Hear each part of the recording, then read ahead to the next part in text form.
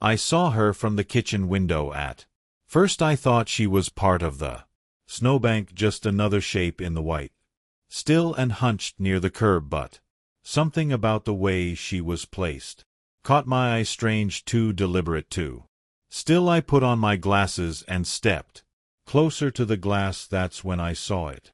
A German Shepherd puppy, 5, maybe 6 months old, curled up tight on the bench of the bus stop, her body tucked inside a school backpack, unzipped open just enough to fit her in, like someone had packed her away, left her there. The straps dangled to the frozen concrete. Her nose barely poked out, and her eyes, those eyes were wide, locked on the road, like she was waiting for someone to come back and unzip the rest of her world. It was 10 degrees out, snow falling sideways, the kind of day that shudders the whole town. I opened the front door and stepped outside. The cold hit me like a slap, but I kept walking. My boots crunched through the ice as I made my way across the street. She saw me, but didn't run, didn't growl, didn't even blink, just sat there, frozen, half hidden in that backpack, trembling like a leaf. Too tired to fall, I crouched down slowly, hands low, voice soft. "Hey girl," I said. "What are you doing out here?" Reached closer. That's when I noticed her paws, just the tips of them, red and raw from cold. She must have been out there for hours, maybe longer. I looked around. No footprints, no tire tracks, no cars, no kid running late, just her and the wind. There was a folded note tucked into one of the backpack's side pockets. I slid it out, fingers numb, and unfolded it with care. The handwriting was uneven. Young. "Her name is Sally. I'm sorry I had to. Please be kind. She's good." That was it. No name, no number, just that. And that's when it hit me. She wasn't left there by accident. She was placed like someone had walked her right to that spot, tucked her in, promised something, and walked away.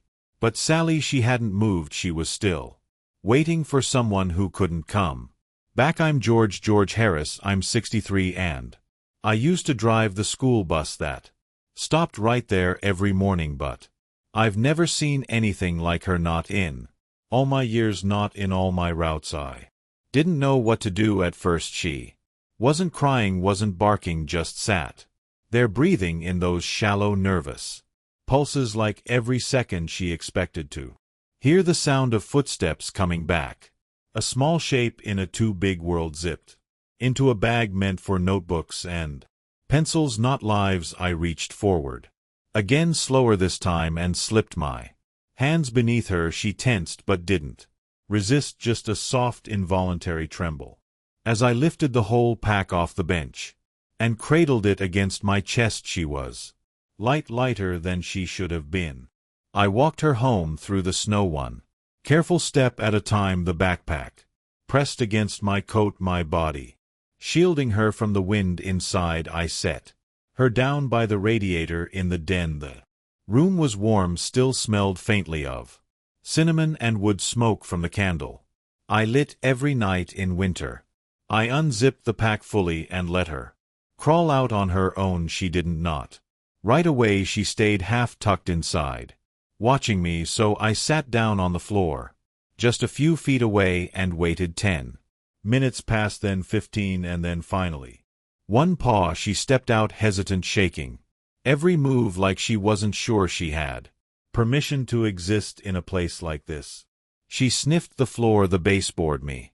Her nose touched my boot, then quickly pulled back. That's when I saw the tag on her collar. It wasn't much, just a little aluminum bone, one side dented, but her name was etched there, just like the note said. "Sally." I said it out loud gently. "Hey, Sally." Her ears twitched. I tried again.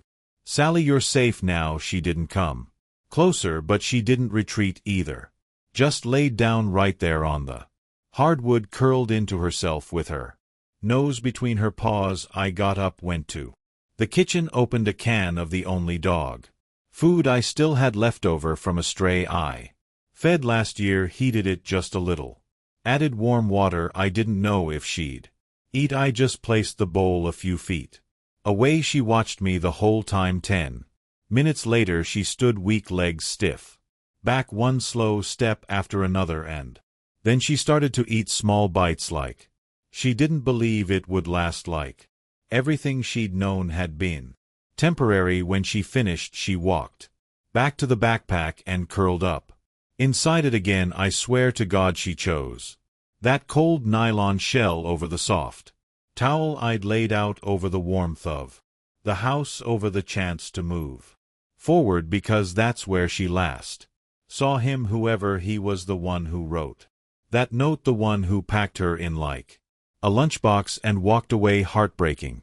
With every step she wasn't just holding on to a scent, she was holding on to a promise that someone would come back, that maybe this was all a mistake, and I knew right then I couldn't let her keep waiting alone. That night I couldn't sleep. Every time I closed my eyes I saw her curled in that backpack like it was all she had left, her body still, her eyes open, watching the door like she didn't trust the quiet, yet like she knew too well what it sounded like before someone left for good. I left the den light on, left the door open. Every now and then I'd get up, peek around the frame. She hadn't moved, still inside that bag, still folded into her grief like it was armor.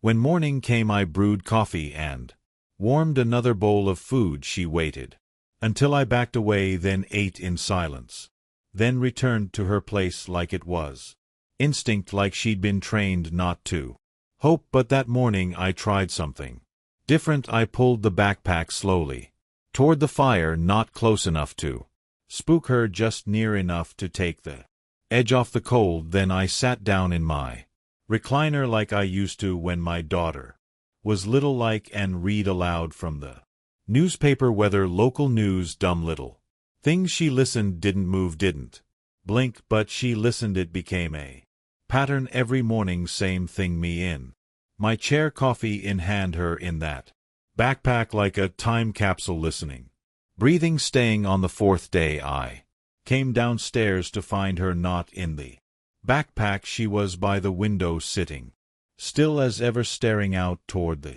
street, toward the bus stop. My chest tightened. I knew that look, that waiting, that kind of loyalty that outlasts logic. When I was still driving the school bus, I used to see it in kids too, waiting on porches, at mailboxes, faces lit up by hope that maybe today someone would wave back, that maybe this time someone would remember. Sally had that same look. She stayed by the window all day, didn't move. When I brought food, didn't flinch at the sound of footsteps, just watched. And at 3:17 p.m. when the yellow bus pulled up to the stop across the street, empty this time because school was still closed, from the storm, her ears lifted, her body leaned forward just slightly, waiting. When the bus pulled away she didn't move, just stayed there like her clock was set to that exact moment and nothing else. That evening I sat beside her on the floor, not close, just near enough. I don't know who he was, I said, but if he could see you now he'd know you never gave up on him. She didn't turn her head, but I saw it, a blink, slow, heavy, like the weight of the world had just shifted half an inch. And for the first time since she came, she laid her head not on the floor, not inside the backpack, but on my foot, lightly, barely touching, but enough to say, I know you're here.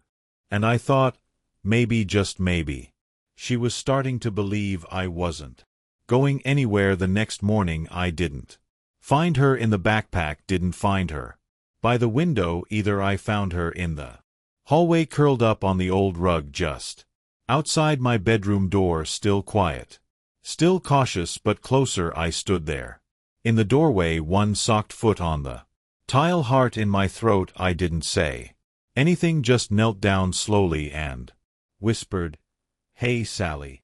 Her ears lifted. No wag, no rush forward, but she blinked.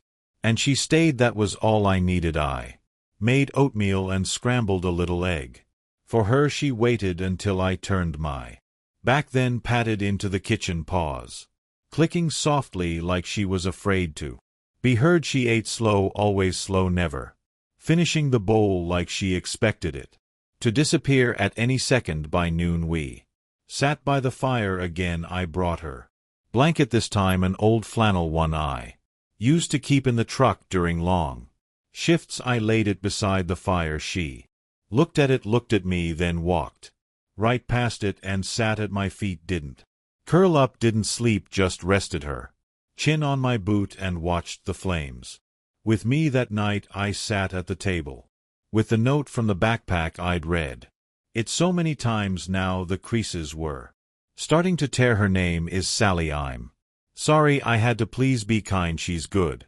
I kept trying to imagine the hands that wrote it, small, nervous, maybe 10 or 11 years old hands that trembled but still tied the knot in the backpack, hands that probably hugged her one last time and whispered, "Wait here, I'll come back." Even if they knew it wasn't true, I started making calls to shelters, to schools I used to know, people, drivers, lunch ladies, teachers. Didn't say much, just asked, "Anybody know of a kid who disappeared recently, someone who might have had a dog?"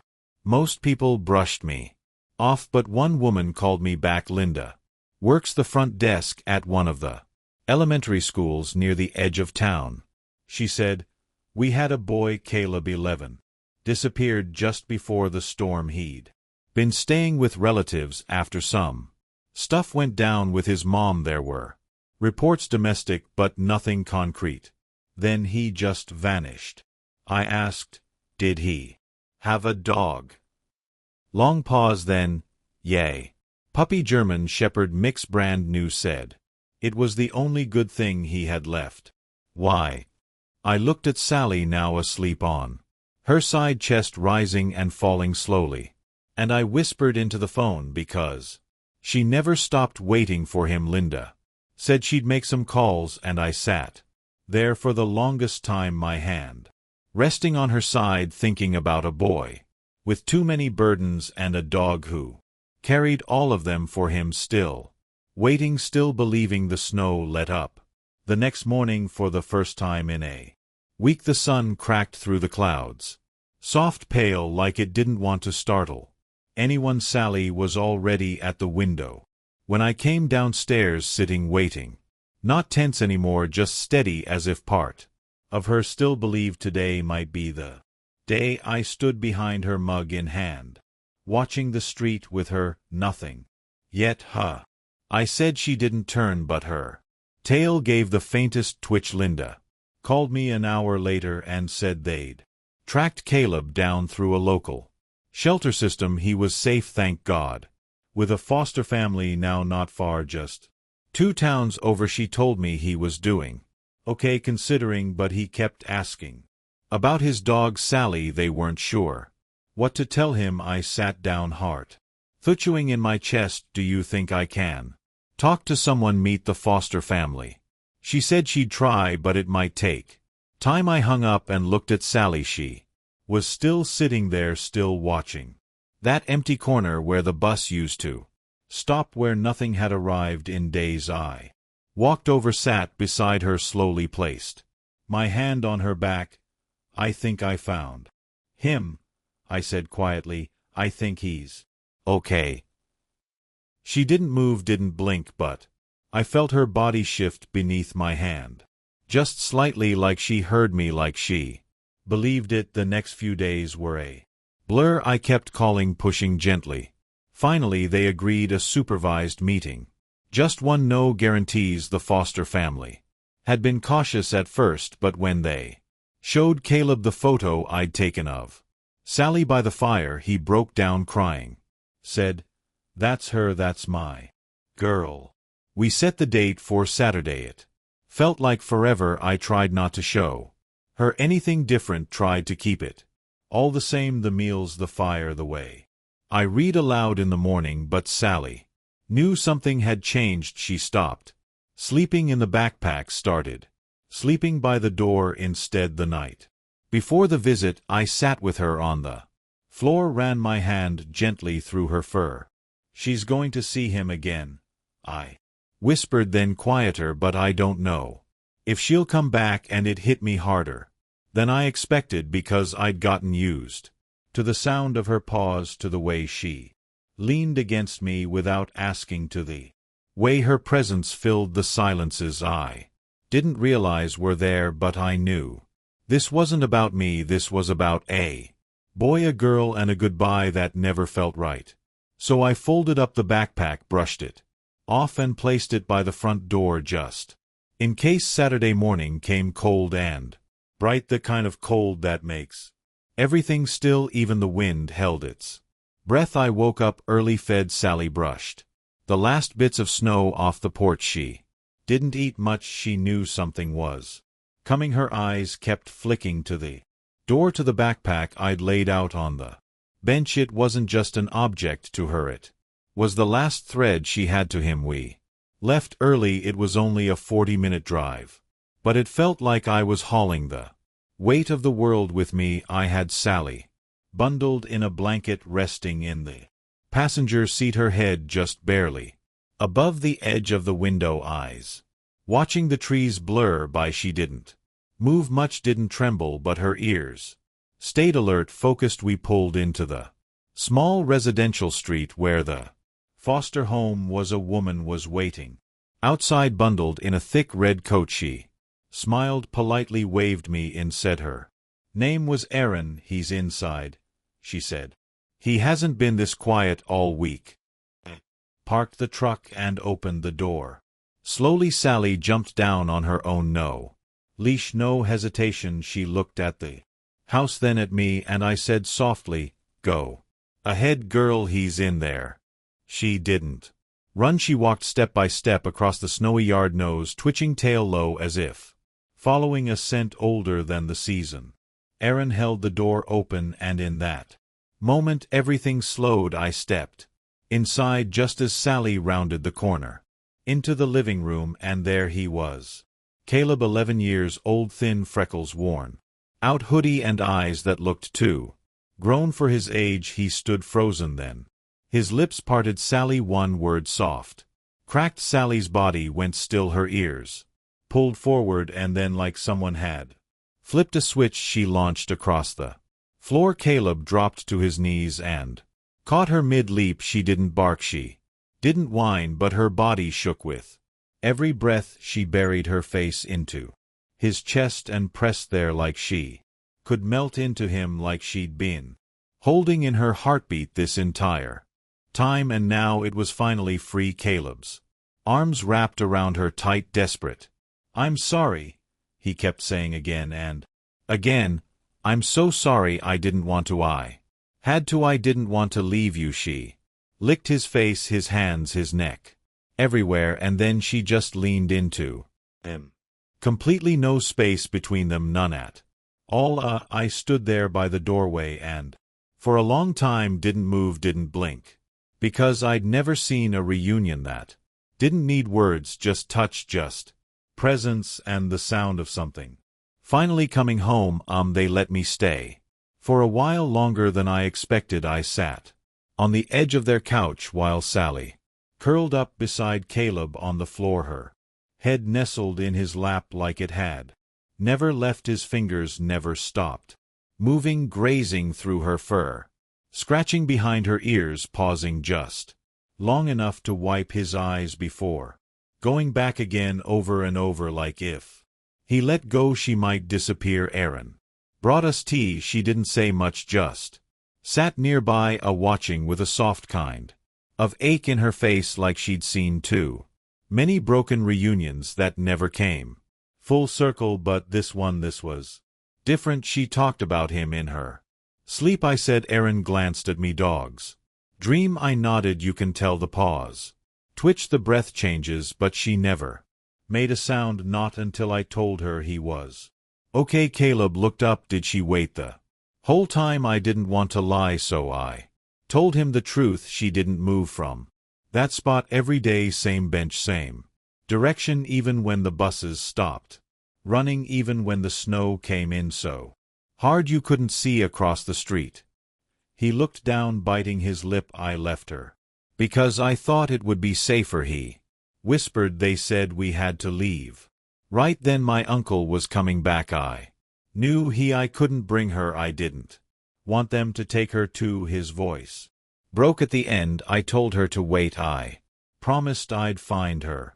Sally shifted in his lap as if she understood every word. You did, I said. And she did too. Silence settled again. But it wasn't heavy, it was full, like something sacred had just been spoken.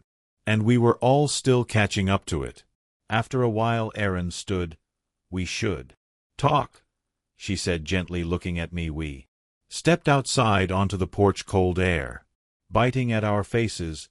She can't stay here, she said. Not yet. Caleb's case is still active. There's paperwork, visits, rules. I figured I said that, but he can see her weekends, visits, as long as you're willing. I didn't even have to think. Of course. Her shoulders relaxed.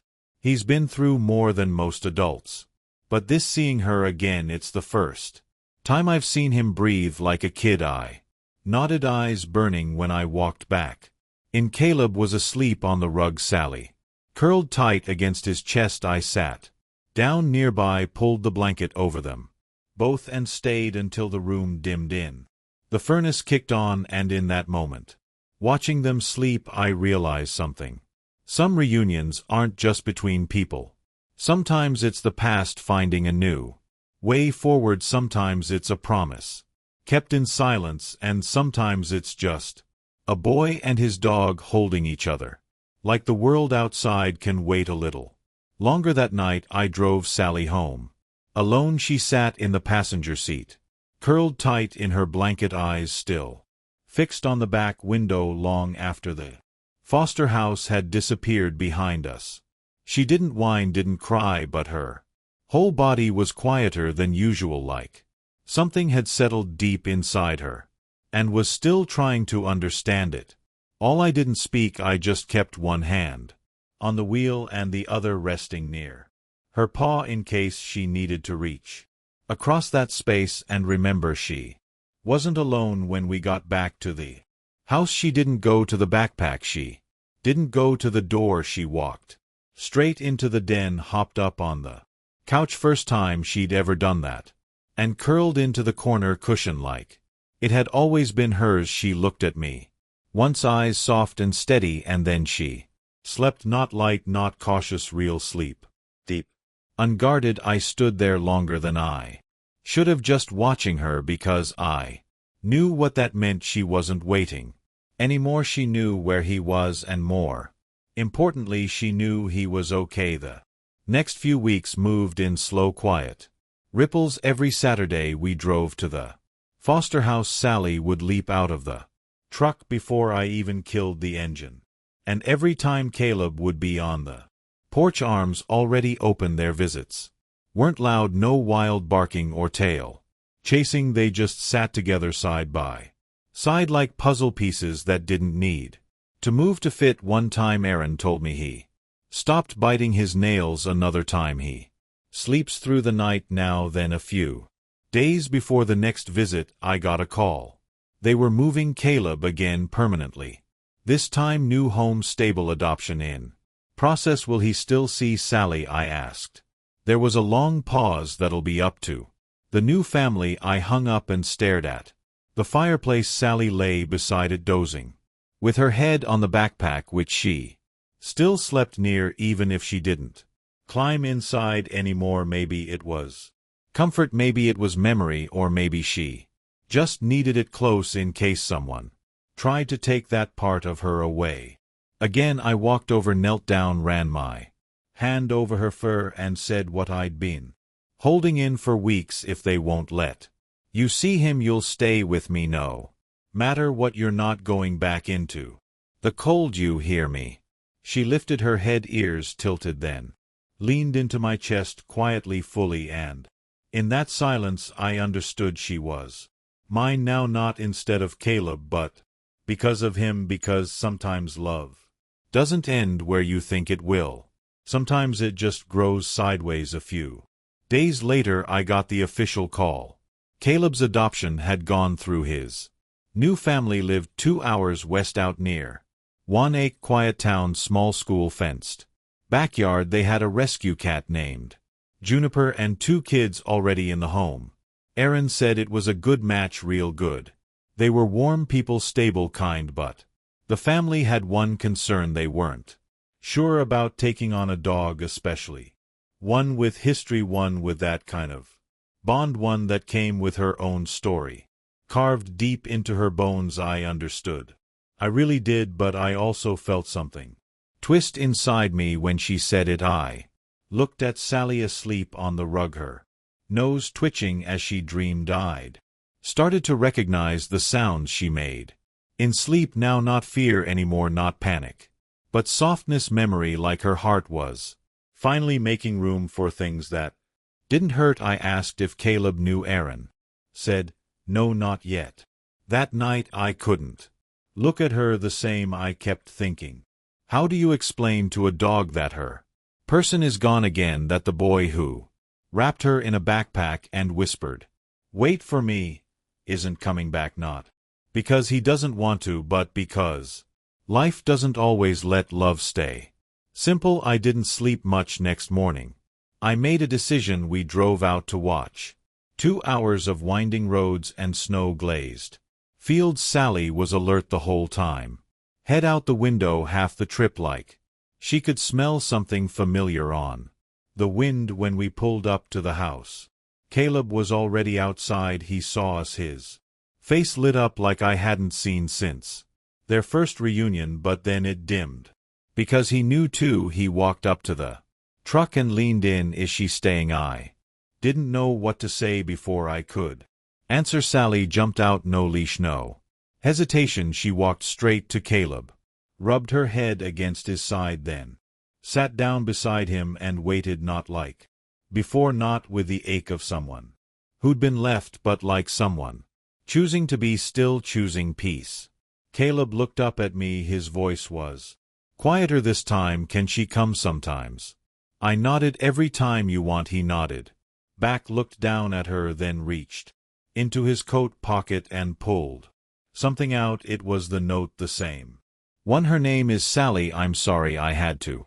Please be kind. She's good. He handed it to me carefully. I didn't think anyone would ever find her. I took the note and folded it gently. You didn't leave her. I said you saved her, and she waited because she knew you would. Caleb smiled. She's brave. I looked at her tail thumping, once eyes calm. No, I said, she's more than that. She's home. We stayed a little longer that day. Caleb gave Sally a tour of his new room, walls covered in glow-in-the-dark stars, a stack of dog-eared comic books by the bed, a photo of them both printed and taped above his desk. He showed her the backyard too. She did a cautious circle of the fence, then ran 3 wild laps around the swing set, like her legs had remembered something important. Joy. It looked different on her now, not frantic, not desperate, but whole, light, free. Caleb laughed as she rolled on her back in the snow, legs kicking up clouds of white. She used to do that when I first got her, he said, but not after we left Mom's, not once. I watched her from the porch, my heart full and sore all at once. She remembered. I said she was just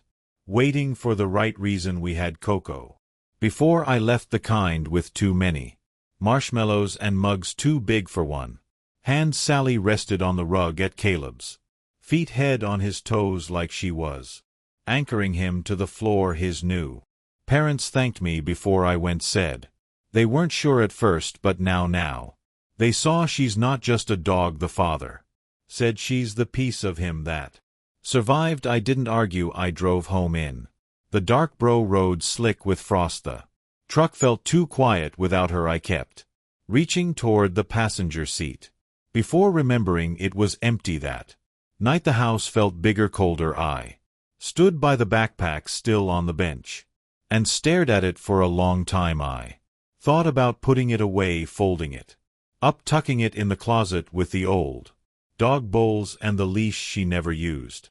But I didn't. I left it where it was because Sally would be back. Not always, not every day, but some weekends, some summers, some moments where the past and the present could meet again, gently, like 2 hands brushing in the dark. And when She came through that door, ears perked, tail low, eyes bright, I'd be here, I'd have the fire going, her blanket washed, her food in the bowl, because what she gave me in all those quiet weeks of waiting wasn't just companionship, it was trust, the kind that takes root in the coldest soil and still grows wild. It was proof that even in the worst moments, when the world forgets you, when people walk away, when the bus never comes, love remembers, and sometimes it comes back around, not to stay but to say, I still see you, I still know you, and I'm still yours. I still keep her photo on the mantle, the one Caleb took that last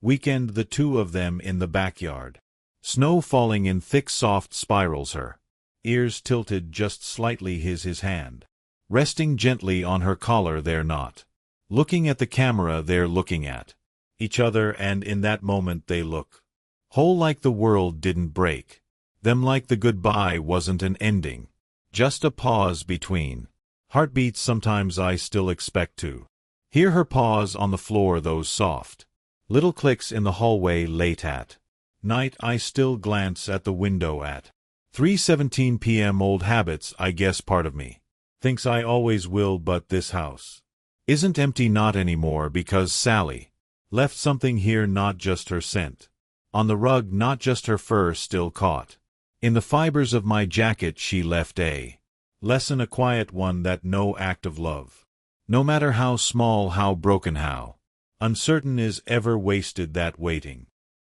is not weakness, that a heart can stay open even after it's been walked away from, and that somewhere out there someone might still be hoping for a sign, for a miracle, for a moment like hers. If this story touched you, please share it.